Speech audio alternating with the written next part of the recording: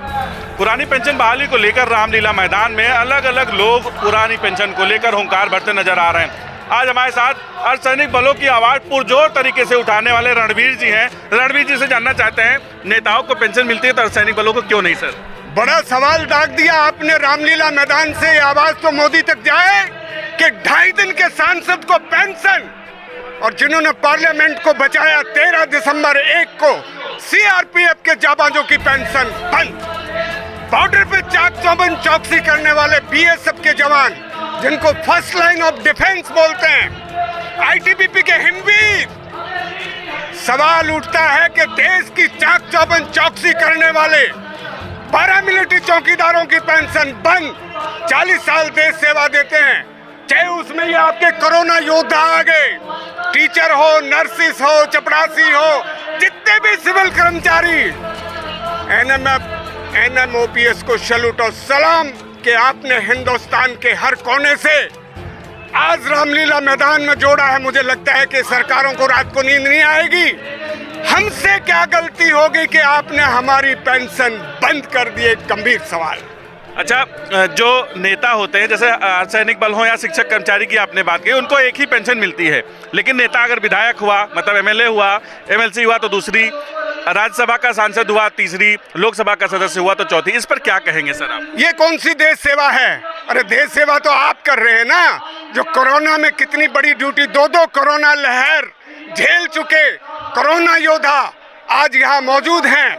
तो सवाल उठता है साहब कि आप जो है ना हमको ऐसे ही बरगला रहे हैं। हिंदू, मुस्लिम, सिख, ईसाई सब आए हुए हैं, हम लोग सब हिंदुस्तान एक है। तो हम चाहेंगे, मोदी जी, अमित शाह को किसने बचाया था बंगाल के इलेक्शन में? याद कीजिएगा, हमने बचाया, सीआरपी ने बचाया। बयान है साहब का कि भाई पैरामिलिट्री के जवान सीआरपी के ना होते तो आज मेरी जान को खतरा था।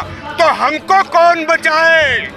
और सैनिकों की पेंशन बहाल करो, बहाल करो, बहाल करो, और सैनिकों की पेंशन बहाल करो, बहाल करो, बहाल करो। आज सरकार को क्या चेतावनी देना चाहते हैं? जैसे अर्धसैनिक बल रिटायर होते हैं और उनको 100, 200, 500 रुपए पेंशन एनपीएस के अंतर्गत मिल रही है, क्या यहाँ से चेतावनी देने आए हैं? चूंकि आप एक देश का नेतृत्व करते हैं, राष्ट्रवाद के आपको कुछ कहना नहीं, आपने झंडा भी लिया और सेवा भी करते नजर आए, तो क्या कहना चाहेंगे, क्या चेतावनी देना चाहेंगे? देखिए, सबसे बड़ी बात आपने तिरंगे का जिक्र किया।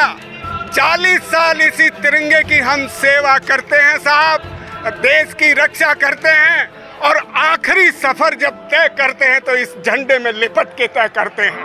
जय जवान जय किसान, अभी आज संदेश सरकार को ये देना चाहते हैं कि गाना है कि साथिया आज मुझे नींद नहीं आएगी, सत्ता पक्ष को आज नींद नहीं आएगी साहब। और ये आवाज पूरे हिंदुस्तान की है। एक चपरासी, उसके पास में 4 आदमी और भी हैं, पड़ोसी भी है, पटवारी है, उसके पास में 50 आदमी हैं। तो ये करोड़ों आने वाले आपकी जवाब दे रहे हैं। आने वाले विधानसभा के चुनाव और 2024 में पुरानी पेंशन बहाली गले की हड्डी बनेगा। और बोलते हैं कि बलम तो है ऐसा मारूंगी। बहुत बिग सैल्यूट विजय बंधु, एनएमओपीएस और पूरे लाखों लोग, जितने लाखों लोग यहाँ है ना साहब, मुझे आने में 3 घंटे लगे और पूरा भरा हुआ इलाका, और अभी तो ट्रेनें लेट हैं। पता नहीं क्यों सरकार हड़बड़ा गई, ट्रेनें लेट हो रही है, लोग आ रहे हैं। अच्छा, वित्त मंत्री बार बार कहते हैं कि वो कहती नजर आई हैं कि एनपीएस हटाने से और पुरानी पेंशन लागू करने से सरकार पर बोझ बढ़ जाएगा। आप टेक्निकली थोड़ा सा बताइए कि इसके बारे में क्या एक लाइन में क्या कहना चाहते हैं? साहब, हजारों करोड़ रुपया लेके मालिया, मोदी कौन कौन भाग गए देश से। माननीय वित्त मंत्री साहिबा, जिनसे हमारी 14 नवंबर 2019 को मुलाकात हुई, तो ये इतने हजारों करोड़ रुपए आप लेके बैंकों का भाग रहे हैं। हम आपसे क्या मांग रहे हैं? बुढ़ापे की लाठी। सरकार ये इसको बरगलाए मत। और हम पहले ही कह रहे हैं, सरकार के पास बहुत ज़्यादा पैसा है साहब।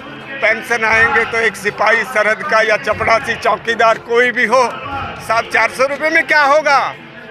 2,500 में क्या होगा, दिल मांगे। एनएमओपीएस पे कितना भरोसा है आपको और विजय कुमार बंधु जी का जो शानदार नेतृत्व है, 5-6 राज्यों में पेंशन बहाल होगी, आपको क्या लगता है एनएमओपीएस के बनते पूरा देश एक साथ हुंकार भरेगा?